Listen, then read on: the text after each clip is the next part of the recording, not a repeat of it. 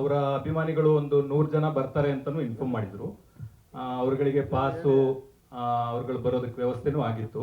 ಆಮೇಲೆ ಇಲ್ಲಿ ಬಂದಿರೋರು ಅಭಿಮಾನಿಗಳು ಅಂತ ಯಾರ್ಯಾರು ಹೇಳ್ತಾ ಇದ್ದಾರಲ್ಲ ಅವರೆಲ್ಲರೂ ನನಗೂ ಗೊತ್ತಿರೋ ಹುಡುಗರೆ, ನನ್ನ ಸ್ನೇಹಿತರೆ. ನಮ್ಮ ಅಭಿ ಅಂತ ಇಲ್ಲೊಬ್ಬ ಹುಡುಗ ಮಾತಾಡ್ತಿದ್ನಲ್ಲ, ಅವನು ಪ್ರಜ್ವಲ್ ಅವ್ರ ಅಸಿಸ್ಟೆಂಟು.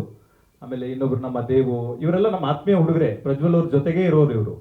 ಸೊ ಅವ್ರು ಯಾಕೆ ಸಡನ್ ಆಗಿ ಬರಬಾರ್ದು ಅಂತ ಡಿಸೈಡ್ ಮಾಡಿದ್ರು ಅಂತ ನಂಗೆ ಪ್ರಾಮಾಣಿಕವಾಗಿ ಗೊತ್ತಿಲ್ಲ. ಅವ್ರದ್ದೊಂದು ಸಣ್ಣ ಡಬ್ಬಿಂಗ್ ಇಶ್ಯೂ ಒಂದಿತ್ತು. ಡಬ್ಬು ಅವ್ರ ವಾಯ್ಸು ಸೂಟ್ ಆಗತ್ತಾ ಆಗಲ್ವಾ, ಯಾಕಂದ್ರೆ ಮಂಗಳೂರು ತರದ ಭಾಷೆ ಆಗಿರೋದ್ರಿಂದ 100% ಸೂಟ್ ಆಗಬಹುದಾ ಆಗಲ್ವಾ, ಇನ್ನೂ ಸ್ಪೇಸ್ ಇದೆ, ಇನ್ನೂ ಡಬ್ಬಿಂಗ್ ಮಾಡಬೇಕು ನಾವು ಅಂತಾನೆ ಇದೀವಿ. ಇನ್ನು ನಮ್ಮ ಡಬ್ಬಿಂಗ್ ಸ್ಟುಡಿಯೋನ ಬ್ಲಾಕ್ ಮಾಡು ಇಟ್ಟಿದೀವಿ.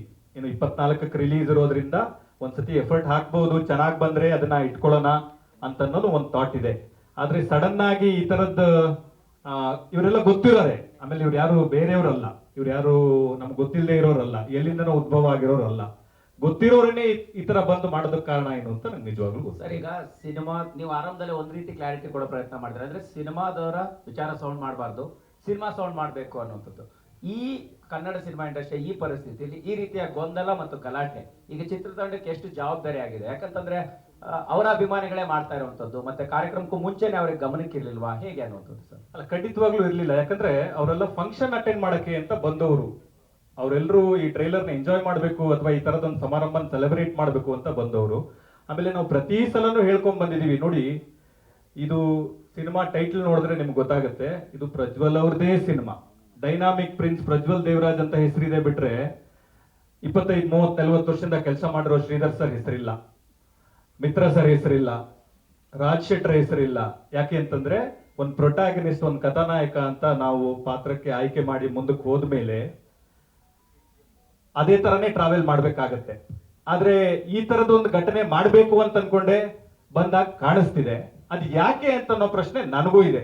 ನಾನು ಖಂಡಿತವಾಗ್ಲೂ ಇದು ಯಾಕೆ ಆಗಿರ್ಬೋದು ಅಂತ ಕೇಳ್ತೀನಿ. ನಮ್ ಜೊತೆ ಏನೇ ಭಿನ್ನಾಭಿಪ್ರಾಯ ಇದ್ರೂನು ಅದನ್ನ ಕೂತು ಮಾತಾಡೋದಕ್ಕೆ ಒಂದು ಜಾಗ ಅಂತಿರುತ್ತೆ, ಒಂದು ವೇದಿಕೆ ಅಂತಿರುತ್ತೆ. ಒಂದು ಸಮಾರಂಭಕ್ಕೆ ಬಂದು ಯಾಕೆ ಹಿಂಗ್ ಮಾಡ್ತಿದ್ದೀರಾ, ಅಭಿಮಾನಿಗಳ ಕಾಳಜಿ ನಮಗೂ ಅರ್ಥ ಆಗುತ್ತೆ. ನಾನು ಫಸ್ಟ್ ಸಿನಿಮಾ ಅಂಬರೀಶ್ ಅವ್ರ ಜೊತೆ ಮಾಡಿರೋದು, ನಾನು ಫಸ್ಟ್ ಸಿನಿಮಾ ಡೈರೆಕ್ಟ್ ಮಾಡಿದ್ದು ಅಂಬರೀಶ್ ಅವರು, ಸುದೀಪ್ ಸರ್ ಪ್ರೊಡ್ಯೂಸ್ ಮಾಡಿದ್ರು. ಸುದೀಪ್ ಸರ್ ಜೊತೆ ನಾನು ಒಂದು 10 ವರ್ಷ ಅಸೋಸಿಯೇಟ್ ಡೈರೆಕ್ಟರ್ ಆಗಿ, ಅಸಿಸ್ಟೆಂಟ್ ಡೈರೆಕ್ಟರ್ ಆಗಿ ಕೆಲಸ ಮಾಡಿದ್ದೀನಿ.